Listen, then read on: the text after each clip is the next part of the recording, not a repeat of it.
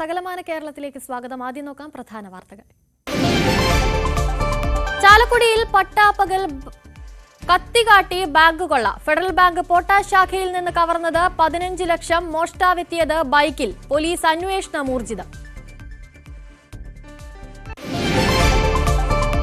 തിരുവനന്തപുരം കുറ്റിച്ചിലിൽ +1 വിദ്യാർത്ഥി സ്കൂളിനുള്ളിൽ തൂങ്ങി മരിച്ച നിലയിൽ. സ്കൂൾ ക്ലർക്ക് മോശമായി പെരുമാറിയെന്ന സഹപാഠികൾ.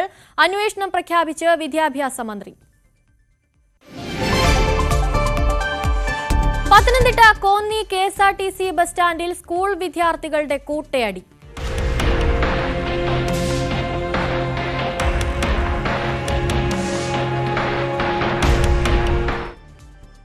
സ്ഥലത്ത് വിദ്യാർത്ഥികളുടെ സംഘർഷം പതിവെന്ന് നാട്ടുകാർ. പാലക്കാട് ഒറ്റപ്പാലത്ത് +2 വിദ്യാർത്ഥിക്ക് സഹപാഠിയുടെ കുത്തേറ്റു. വിദ്യാർത്ഥിക്ക് വാരിയെല്ലിന് പരിക്ക്. തിരുവനന്തപുരം വെങ്ങാനൂരിൽ 6ാം ക്ലാസ്സുകാരനെ അധ്യാപകൻ ക്രൂരമായി മർദ്ദിച്ചെന്ന് പരാതി. കടുവാപ്പേടിയിൽ പത്തനംതിട്ട പോത്തുപാറ. കാരശ്ശേരിയിൽ പുലിക്കായി പെട്രോളിംഗുമായി വനം വകുപ്പ്. കാസർഗോഡ് കാനത്തൂരിൽ കണ്ടത് 4 പുലികളെ. ആശുപത്രിയിലേക്കുള്ള വഴിമധ്യേ ആദിവാസി യുവതി ജീപ്പിനുള്ളിൽ പ്രസവിച്ചു. ഇടമലക്കുടി സ്വദേശിനിയായ 22-കാരിയാണ് ജീപ്പിനുള്ളിൽ പ്രസവിച്ചത്. അമ്മയും കുഞ്ഞും അടിമാലി താലൂക്ക് ആശുപത്രിയിൽ. കേരളത്തനിമയെ പ്രണയിച്ചവർക്ക് വിഴിഞ്ഞത്ത് താലികെട്ട്.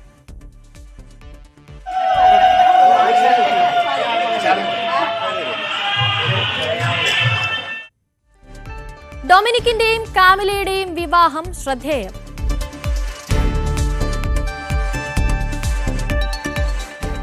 വാർത്തകൾ വിശദമായി.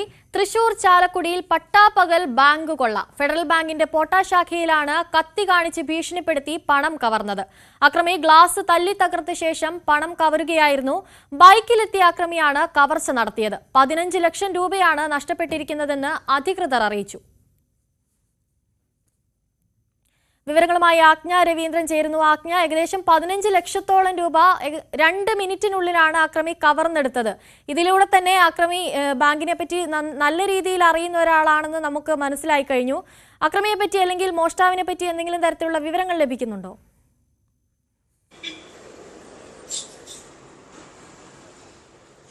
അനുശ്രീ സൂചിപ്പിച്ചതുപോലെ ഈ ബാങ്കുമായി അടുത്തിടപഴകിയ ഒരാൾ തന്നെയാണ്, അല്ലെങ്കിൽ ബാങ്കിനെ പറ്റി പഠിച്ച ഒരാൾ തന്നെയാണ് ഈ കവർച്ച നടത്തിയത് എന്നുള്ള കാര്യത്തിൽ പോലീസിന് വ്യക്തതയായിട്ടുണ്ട്. പക്ഷെ ആരൊന്നും എന്തെന്നുള്ളതുള്ള സൂചനകൾ ഇതുവരെ ലഭിച്ചിട്ടില്ല. ഇതുമായി ബന്ധപ്പെട്ട് ട്രെയിനിലും അന്വേഷണം വ്യാപകമാക്കാനാണ് പോലീസിന്റെ നീക്കം. CCTV ദൃശ്യങ്ങളിൽ നിന്നും അയാൾ ഹെൽമെറ്റ് ധരിച്ചിട്ടുണ്ട്, അതുപോലെ ജാക്കറ്റ് ധരിച്ചിട്ടുണ്ട്. അതിൽ നിന്നും ആളെ ഐഡന്റിഫൈ ചെയ്യാൻ കഴിയുന്ന ഒരു വേഷവിധാനമായിരുന്നില്ല ആക്രമിക്കുണ്ടായിരുന്നത്. നേരെ കൗണ്ടറിലേക്ക് വന്ന് കസേരയെടുത്ത് കൗണ്ടർ തല്ലിപ്പൊട്ടിച്ച ശേഷമായിരുന്നു അയാൾ പണം കവർന്നത്. കത്തി കാട്ടി ഭീഷണിപ്പെടുത്തുകയും ചെയ്തു, ജീവനക്കാരെ ഭീഷണിപ്പെടുത്തുകയും ചെയ്തു. ആ ബാങ്കിൽ വലിയ ഭീകരാന്തരീക്ഷം സൃഷ്ടിച്ച ശേഷമാണ് ഇത്തരത്തിൽ ഉള്ള മോഷണം നടത്തിയത്. എന്തായാലും അക്രമി ആരെന്നുള്ള കാര്യത്തിൽ ഇനിയും വ്യക്തത വന്നിട്ടില്ല. ഇതര സംസ്ഥാന തൊഴിലാളിയാണോ മലയാളിയാണോ എന്നുള്ള കാര്യത്തിൽ വ്യക്തത വന്നിട്ടില്ല. ചാലക്കുടി കോട്ട പള്ളിക്ക് സമീപത്തുള്ള ഫെഡറൽ ബാങ്കിലാണ് ഈ മോഷണം നടന്നിട്ടുള്ളത്. ഇതൊരു വലിയ, അതായത് ആളുകൾ എപ്പോഴും അങ്ങോട്ടും ഇങ്ങോട്ടും പോകുന്നത്, വാഹനങ്ങളും എപ്പോഴും പോകുന്ന ഒരു വലിയ റോഡാണ്, ഒരു വലിയ ജംഗ്ഷനാണ്. അതായത് ഒറ്റപ്പെട്ട സ്ഥലമായിരുന്നില്ല. ഉച്ചയ്ക്ക് 2:15 കൂടിയാണ് ഈ സംഭവം നടക്കുമ്പോൾ. ജീവനക്കാർ ഭക്ഷണം കഴിക്കാനുള്ള ഒരു സമയമായിരുന്നു. അതായത് ബാങ്കിൽ മറ്റു ട്രാൻസാക്ഷനുകൾ നടക്കാത്ത ഒരു സാഹചര്യം, അല്ലെങ്കിൽ ഇടപാടുകാരും ആ സമയത്ത് ബാങ്കിൽ ഉണ്ടായിരുന്നില്ല. ബാങ്ക് ജീവനക്കാർ മാത്രമായിരുന്നു അതിലുണ്ടായിരുന്നത്. CCTV ദൃശ്യങ്ങളിൽ നിന്ന് നമുക്ക് വ്യക്തമാണ് അയാൾ ബൈക്കിലെത്തി ഈ പറഞ്ഞതുപോലെ കയ്യിലുണ്ടായിരുന്ന ബാക്ക് പാക്കിലേക്ക് ഈ പണം വാരി നിറയ്ക്കുന്ന അത് നമുക്ക് CCTV ദൃശ്യങ്ങളിൽ നിന്നും വ്യക്തമാണ്. അതുകൊണ്ട് തന്നെ പോലീസ് ഇയാൾ വന്ന വഴി എന്താണ്, അല്ലെങ്കിൽ പോയ ഡയറക്ഷൻ ഏതാണ്, ഇത്തരം കാര്യങ്ങളൊക്കെ അന്വേഷിച്ച് വരുന്നുണ്ട്. ഈ ചാലക്കുടി പോട്ട ജംഗ്ഷനിലുള്ള മറ്റു കടകളിലെ CCTV ദൃശ്യങ്ങളും പോലീസ് പരിശോധിച്ച് വരുന്നുണ്ട്. അക്രമിയെ പറ്റി സൂചന കിട്ടിയെന്ന് മാത്രമേ പോലീസ് വ്യക്തമാക്കുന്നുള്ളൂ. പക്ഷേ അതാരെന്നോ എന്തെന്നോ അല്ലെങ്കിൽ ഏത് ഇടത്തു നിന്ന് വന്നു എന്നുള്ള കാര്യത്തിൽ ഇനിയും പോലീസ് വ്യക്തത നൽകിയിട്ടില്ല എന്ന് വേണം. പക്ഷെ അക്രമിയിലേക്കുള്ള സൂചകങ്ങൾ പോലീസിന് ലഭിച്ചിട്ടുണ്ട് എന്നാണ് മനസ്സിലാക്കാൻ കഴിയുന്നത്. 2.15 മണിക്ക് കയറി വന്ന ശേഷം 2.5 മിനിറ്റിനുള്ളിലായിരുന്നു ഈ വലിയ മോഷണം, 15 ലക്ഷം രൂപയുടെ കവർച്ച അക്രമി ബാങ്കിൽ നടത്തിയത്. എന്തായാലും പോലീസ് അക്രമിക്ക് അടുത്തെത്തി, അല്ലെങ്കിൽ അയാളിലേക്ക് എത്തുന്ന സൂചകങ്ങളാണ് പോലീസിന് ലഭിച്ചിരിക്കുന്നതെന്നുള്ള കാര്യത്തിൽ വ്യക്തതയുണ്ട്. ഉടൻ തന്നെ അത് ആരാണെന്ന് മനസ്സിലാക്കാൻ കഴിയുമെന്നാണ് പോലീസ് ഇപ്പോൾ നൽകുന്ന സൂചന. അതുപോലെ തന്നെ ഈ ബാങ്കുമായി ബന്ധപ്പെട്ട ആരുടെയെങ്കിലും സഹായം ഈ മോഷ്ടാവിന് ലഭിച്ചിട്ടുണ്ടോ? അങ്ങനെയുള്ള എന്തെങ്കിലും സംശയം നിലനിൽക്കുന്നുണ്ടോ?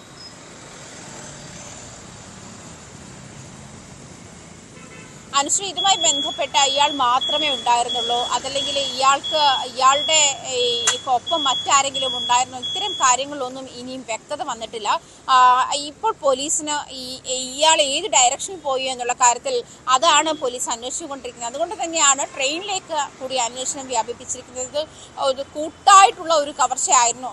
എന്തായാലും ഇത് ആസൂത്രിതമാണ് എന്നുള്ള കാര്യത്തിൽ വ്യക്തതയുണ്ട്. കാരണം നേരത്തെ തന്നെ ബാങ്കുമായി ഇടപെടുന്ന ആളാണ്. ബാങ്കിൽ ഏത് ഭാഗത്ത് പണം ഇരിക്കുന്നു, അല്ലെങ്കിൽ ഏത് ഭാഗത്തൂടി ആക്രമിച്ചാൽ ജീവനക്കാരെ ബ്ലോക്ക് ചെയ്യാൻ കഴിയും, ഇത്തരം കാര്യങ്ങളെ പറ്റി വ്യക്തതയുള്ള ആൾ തന്നെയാണെന്ന് പോലീസിന് ഉറപ്പായിട്ടുണ്ട്.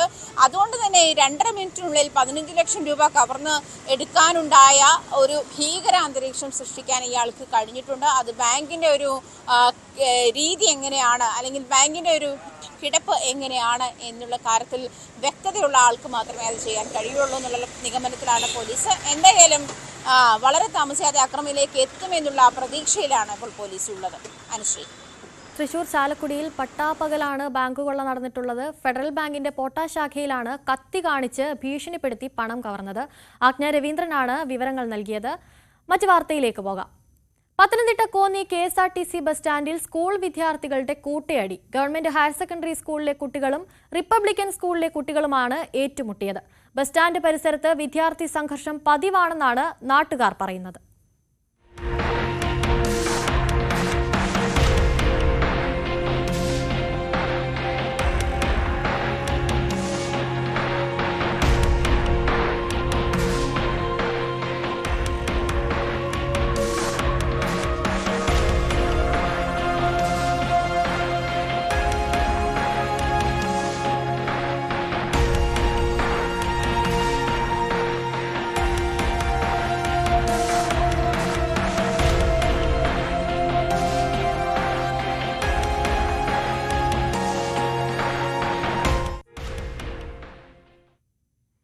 വിവരങ്ങളുമായി ശശിനാരായണൻ ചേരുന്നുണ്ട്. ശശിനാരായണൻ, 2 സ്കൂളുകളിലെ വിദ്യാർത്ഥികൾ തമ്മിലുണ്ടായ സംഘർഷം, അതും പതിവായി സംഘർഷം നടക്കുന്നുണ്ട് എന്നാണ് നാട്ടുകാരുടെ അഭിപ്രായം. ഇതിന്റെ പിന്നിലെ കാരണം എന്താണെന്ന് വ്യക്തമാണോ? അതുപോലെ തന്നെ ഏതെങ്കിലും വിദ്യാർത്ഥിക്ക് സാരമായ പരിക്കേറ്റിട്ടുണ്ടോ? അനുശ്രീ, ഉച്ചയ്ക്ക് ശേഷമാണ് 2:30-ക്ക് ശേഷമാണ് ഇത്തരത്തിൽ വിദ്യാർത്ഥികൾ തമ്മിൽ കൂട്ടത്തിലുണ്ടായത്. കോന്നി ഗവൺമെന്റ് ഹയർ സെക്കൻഡറി സ്കൂളിലെ വിദ്യാർത്ഥികളും റിപ്പബ്ലിക് സ്കൂളിലെ വിദ്യാർത്ഥികളും തമ്മിലാണ് ഏറ്റുമുട്ടിയത്. ട്യൂഷൻ സെന്ററിൽ വെച്ച് ഇരട്ടപ്പേര് വിളിച്ചു എന്നുള്ള ഒരു കാരണമാണ് ഇത്തരത്തിൽ ഈ കുട്ടികൾ തമ്മിൽ ബസ് സ്റ്റാൻഡിൽ വെച്ച് ഏറ്റുമുട്ടാൻ കാരണമായി പോലീസ് പറയുന്നത്. എന്തായാലും പോലീസ് കേസ് എടുത്തിട്ടില്ല. സാധാരണഗതിയിൽ ഇവിടെ സ്ഥിരം ഇത്തരത്തിൽ വിദ്യാർത്ഥികൾ തമ്മിൽ ഒരു സംഘർഷം ഉണ്ടാകുന്ന സ്ഥലം കൂടിയാണ്. അതുകൊണ്ട് തന്നെ 3 മണിയൊക്കെ ആകുമ്പോൾ തന്നെ പോലീസിന്റെ പെട്രോളിംഗ് ഈ പ്രദേശത്ത് എല്ലാ ദിവസവും ഉണ്ടായിരിക്കുന്നതാണ്. പക്ഷേ ഇന്ന് 2:30-ക്ക് ശേഷമാണ്, 2 മണിക്ക് ശേഷമാണ് ഇത്തരത്തിൽ വിദ്യാർത്ഥികൾ സ്കൂൾ വിട്ടതിന് ശേഷം വന്നതിന് ശേഷം ഈ ഇരട്ടപ്പേര് വിളിച്ചു എന്നുള്ള കാരണത്തെ തുടർന്ന് പരസ്പരം ഏറ്റുമുട്ടിയത്. എന്തായാലും കുട്ടികൾ ഇത് സംബന്ധിച്ച് പരാതികളില്ല. പരിക്കുകൾ ഈ കുട്ടികൾ തമ്മിൽ ഉണ്ടായ ഈ കൂട്ടയടിയിൽ പരിക്കുകളൊന്നും ആർക്കും തന്നെ ഇല്ല. സ്വാഭാവികമായി ഈ പ്രദേശത്ത് കോന്നി ബസ് സ്റ്റാൻഡിൽ പോലീസിന്റെ എപ്പോഴും ഒരു 3 മണിയോട് കൂടി തന്നെ കുട്ടികൾ ബസ് കയറാൻ വരുമ്പോൾ തന്നെ പോലീസ് എല്ലാ ദിവസവും ഇവിടെ നിൽക്കാറുണ്ട്. പക്ഷേ ഇപ്രാവശ്യം ഇന്ന് ഈ സംഘർഷം ഉണ്ടായ സമയത്ത് പോലീസ് അവിടെ ഉണ്ടായിരുന്നില്ല. 2 മണിക്ക് ശേഷമാണ് ഇത്തരത്തിൽ ഉണ്ടായത്. എന്തായാലും ഈ ട്യൂഷൻ സെന്ററിൽ വെച്ച് ഇരട്ടപ്പേര് വിളിച്ചു എന്നൊരു കാരണം കൊണ്ടാണ് ഈ കോന്നി റിപ്പബ്ലിക് സ്കൂളിലെ വിദ്യാർത്ഥികളും കോന്നി ഗവൺമെന്റ് ഹയർ സെക്കൻഡറി വിദ്യാർത്ഥികളും തമ്മിൽ ഏറ്റുമുട്ടാനുള്ള കാരണമായി അറിയുന്നത്. അനുശ്രീ, ശരി.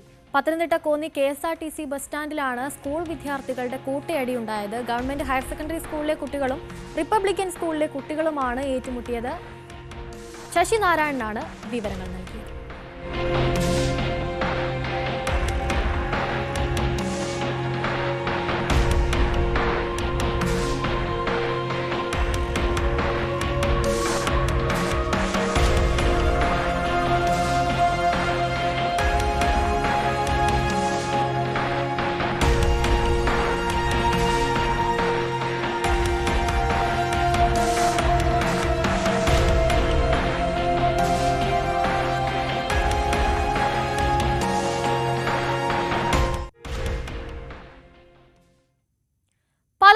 ഒറ്റപ്പാലത്ത് +2 വിദ്യാർത്ഥിക്ക് സഹപാഠിയുടെ കുത്തേറ്റു.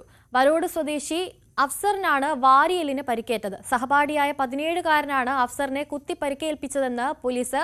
ഇരുവരെയും ഒറ്റപ്പാലം താലൂക്ക് ആശുപത്രിയിൽ പ്രവേശിപ്പിച്ചു.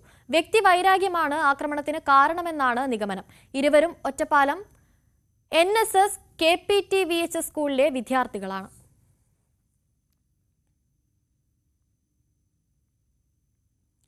തിരുവനന്തപുരം കാട്ടാക്കട കുറ്റിച്ചിലിൽ +1 വിദ്യാർത്ഥിയെ സ്കൂളിനുള്ളിൽ തൂങ്ങി മരിച്ച നിലയിൽ കണ്ടെത്തി. കുറ്റിച്ചിൽ എരുമക്കുഴി സ്വദേശി എബ്രഹാം ബെൻസനെയാണ് 1ാം നിലയിലേക്കുള്ള പടിക്കെട്ടിൽ തൂങ്ങി മരിച്ച നിലയിൽ കണ്ടെത്തിയത്. കഴിഞ്ഞ ദിവസം സ്കൂളിലെ ക്ലർക്കിൽ നിന്ന് കുട്ടിക്ക് മോശം അനുഭവം നേരിടേണ്ടി വന്നതായി സഹപാഠികൾ പറഞ്ഞു. സംഭവത്തിൽ അന്വേഷണം നടത്താൻ VHSE ഡെപ്യൂട്ടി ഡയറക്ടറോട് മന്ത്രി വി ശിവൻകുട്ടി നിർദ്ദേശിച്ചു. പ്രോജക്ടിന്റെ ഭാഗമായുള്ള റെക്കോർഡ് ബുക്കിൽ പതിക്കുന്നതിനായി ഓഫീസിൽ കുട്ടി എടുത്തിരുന്നു. ടീച്ചറുടെ നിർദ്ദേശപ്രകാരമാണ് സീലെടുത്തതെന്നാണ് വിവരം. എന്നാൽ ഓഫീസിലെ ക്ലർക്ക് സനൽ കുട്ടിയോട് ഇതിന്റെ പേരിൽ മോശമായി പെരുമാറി. ക്ലർക്ക് മറ്റു കുട്ടികളോടും സ്ഥിരമായി മോശമായി പെരുമാറാറുണ്ട്. ടീച്ചർമാരോട് പരാതിപ്പെട്ടെങ്കിലും ക്ലർക്കിനെ പിന്തുണയ്ക്കുന്ന നിലപാടാണ് ഉണ്ടായിട്ടുള്ളതെന്നും സഹപാഠികൾ പറയുന്നു. ക്ലർക്ക് നേരത്തെ അവനെ തന്തയ്ക്ക് വിളിച്ചാണ് സംസാരിച്ചത്. പക്ഷേ നമ്മളെ തന്തയ്ക്ക് വിളിച്ചാൽ നമ്മളാരും അവനെ തന്തയ്ക്ക് വിളിക്കാറില്ല. അവനക്ക് അത് ഇഷ്ടമില്ല. പെട്ടെന്ന് വയലന്റ് ആവും. അതുകൊണ്ട് അവനെ വിളിക്കാറില്ല. അവിടെ വന്ന് അവൻ എൻ്റെ അടുത്ത് പറഞ്ഞായിരുന്നു, അതേപോലെ തന്തയ്ക്ക് വിളിച്ചതാന്ന് പറഞ്ഞായിരുന്നു. ഓന്ന് പറഞ്ഞു, ഞാൻ നോക്കാം, നീ അവിടെ നില്ല്, പോണ്ട, അങ്ങനെ എന്തിനാണ് ചെയ്യണം, നമുക്ക് നോക്കാന്ന് പറഞ്ഞു. ഓന്ന് പറഞ്ഞു. പ്രധാനാധ്യാപികയോട് പരാതി പറഞ്ഞതിനെ തുടർന്ന് ക്ലർക്കിനോട് വിശദീകരണം ചോദിച്ചെങ്കിലും മറുപടി നൽകിയില്ല. രക്ഷിതാക്കളെ സ്കൂളിൽ കൊണ്ടുവരാനുള്ള നിർദ്ദേശം കുട്ടിക്ക് നൽകുകയാണ് ചെയ്തത്. കുറ്റപ്പെടുത്തിയുള്ള തരത്തിലെ പെരുമാറ്റം കുട്ടിയെ മാനസികമായി തളർത്തുകയും ചെയ്തു. ഒരു ക്ലർക്കിന്റെ നിരുത്തരവാദപരമായ പെരുമാറ്റം കൊണ്ട്, ഹറാസ്മെന്റ് കൊണ്ട് എന്റെ കുഞ്ഞിനെ മരണത്തിലേക്ക് തള്ളിവിട്ടതാ. ഇന്നലെ ഇവർക്ക് പ്രോജക്റ്റ് റെക്കോർഡ് സബ്മിറ്റ് ചെയ്യേണ്ട ദിവസമായിരുന്നു എന്ന് പറയുന്നത്. സ്കൂളിന്റെ സീല് വേണോ അത്ര, സീൽ ചെയ്ത് വരാൻ വേണ്ടിയിട്ട് ഇവരെ ഓഫീസിലേക്ക് അയക്കുന്നു. ഇവര് വന്നിട്ട് ആ ക്ലർക്കിനോട് സാർ ഇതൊന്ന് സീൽ ചെയ്ത് തരണമെന്ന് പറഞ്ഞപ്പോ അയാള് ഈ പിള്ളേരെ കളിയാക്കുന്ന രീതിയിൽ നെഗ്ലക്ട് ചെയ്യുന്ന ഒരു സമീപനം. സംഭവത്തിൽ പ്രതിഷേധിച്ച് DYFI പ്രവർത്തകർ സ്കൂളിലേക്ക് മാർച്ച് നടത്തി.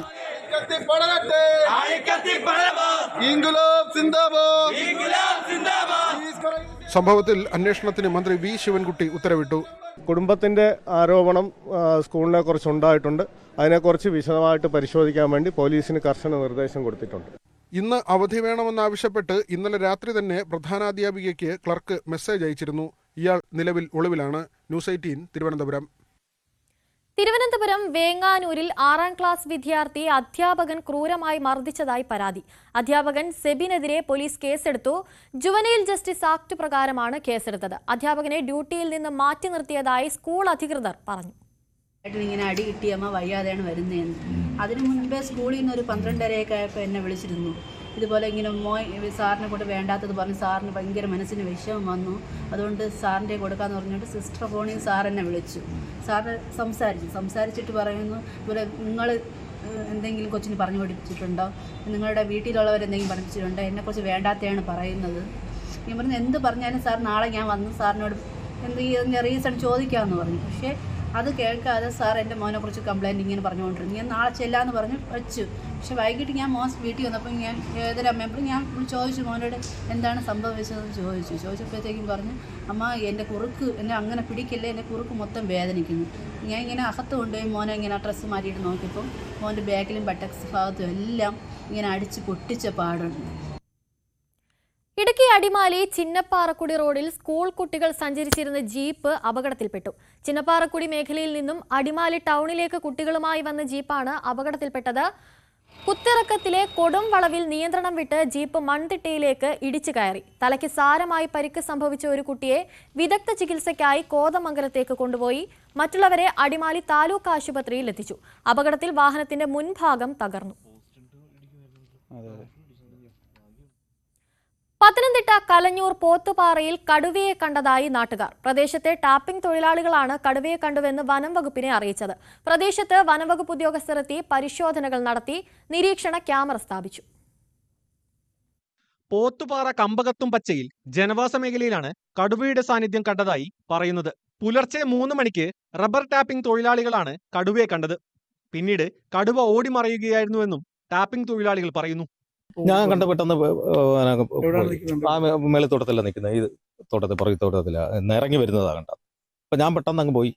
അപ്പം അത് അടുത്ത വാഹനം വരുന്നുണ്ട്, ടിപ്പർ വരുന്നുണ്ട്, അതുകൊണ്ടായിരിക്കും റോഡിലോട്ട് ഇറങ്ങി കാണുമെന്നറിയത്തില്ല. എനിക്ക് ജീവരക്ഷയ്ക്ക് ഞാൻ പെട്ടെന്ന് ഓടി അങ്ങ് പോയി. കഴിഞ്ഞ ദിവസം രാത്രിയിൽ കാൽനട യാത്രക്കാരും കടുവയെ കണ്ടിരുന്നു.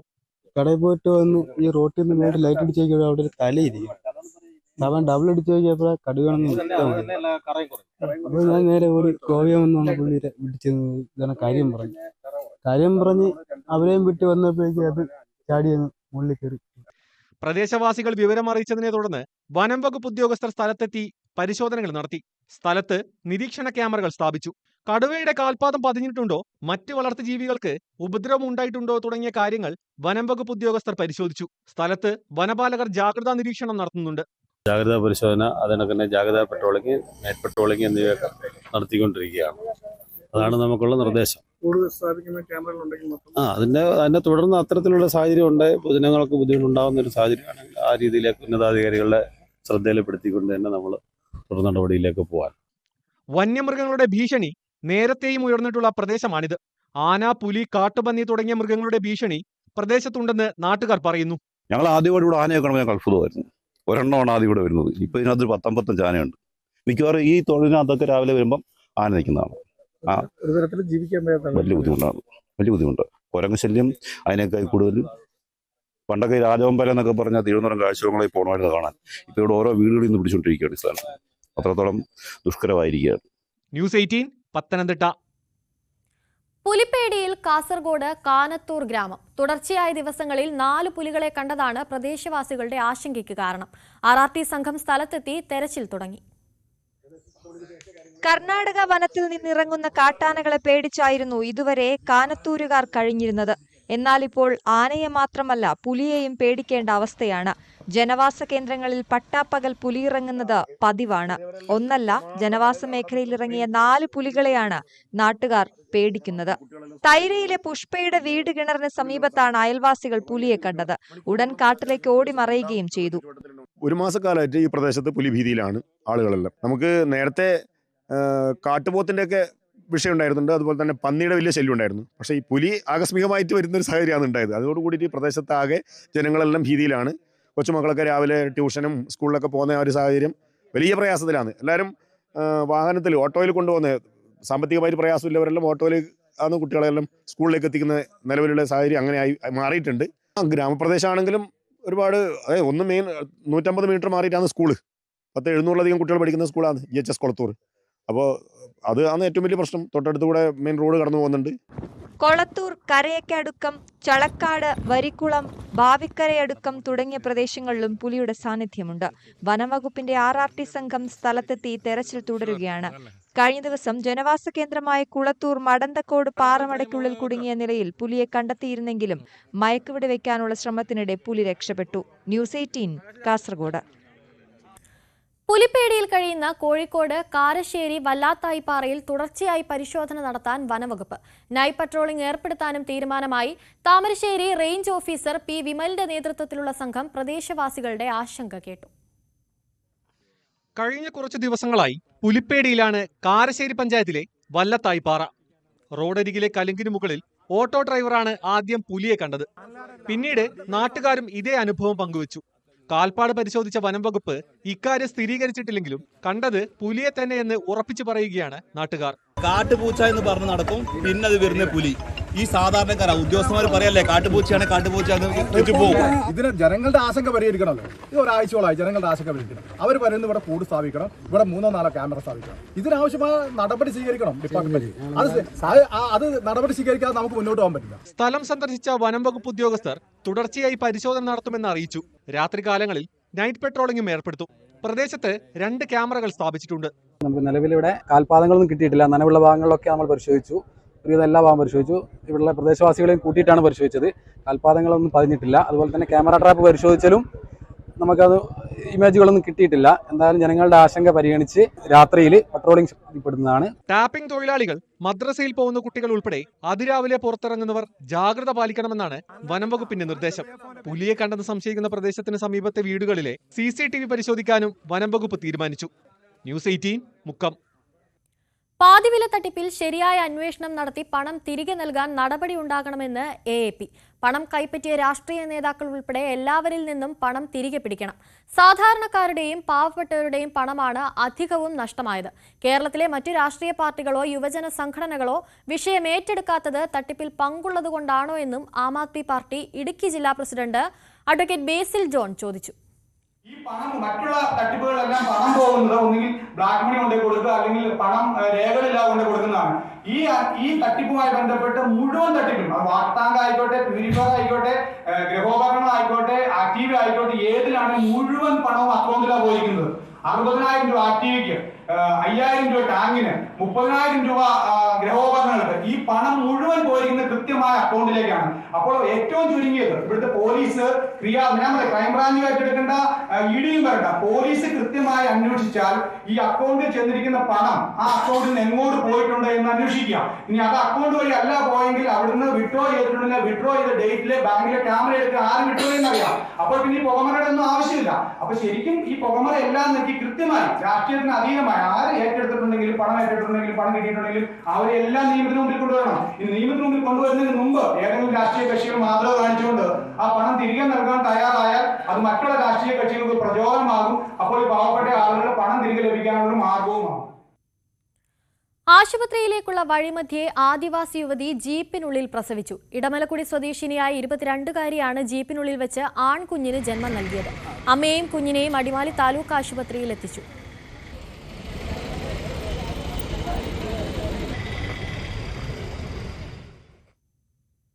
കാസർഗോഡ് ചീമേനിയിൽ നിർദ്ദിഷ്ട ആണവ നിലയ പദ്ധതിക്കെതിരെ പ്രതിഷേധം ശക്തം.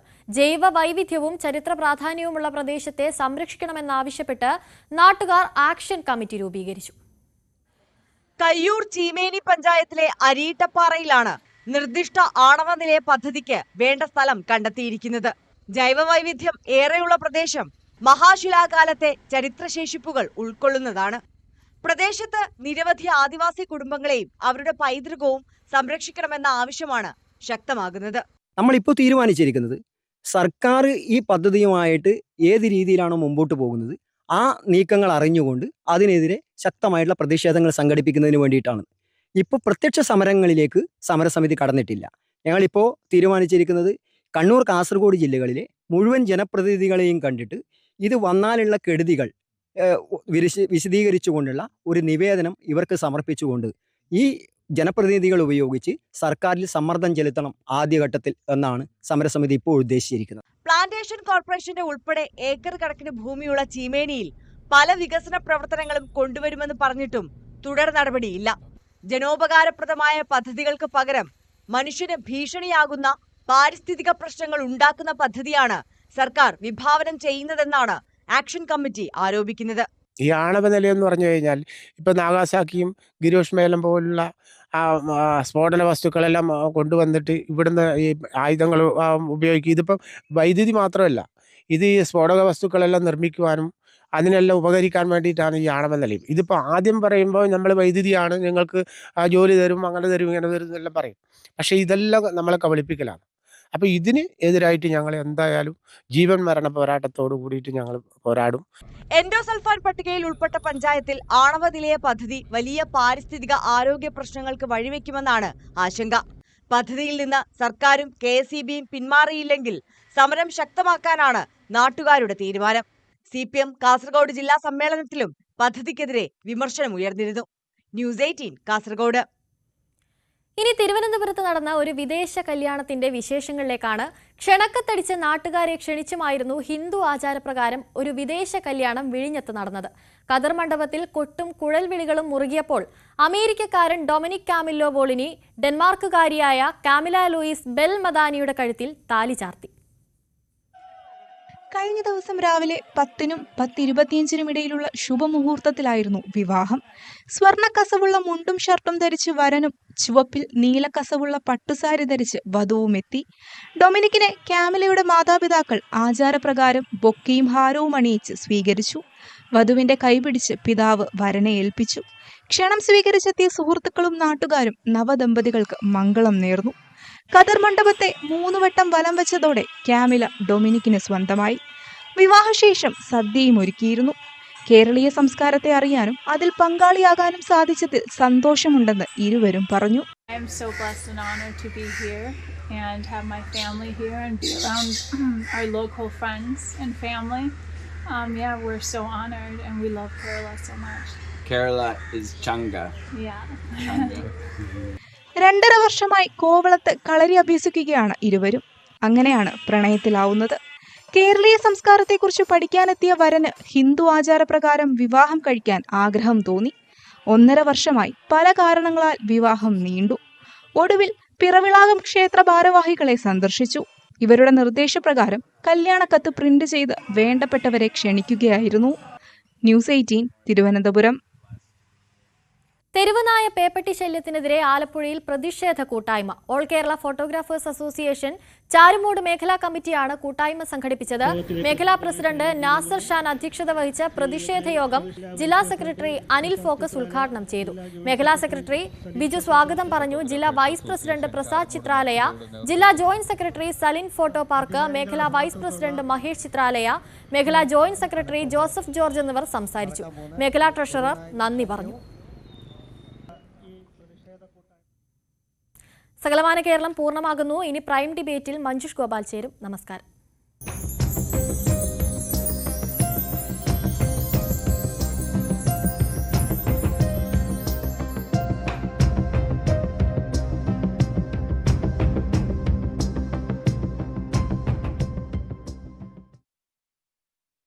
മോദി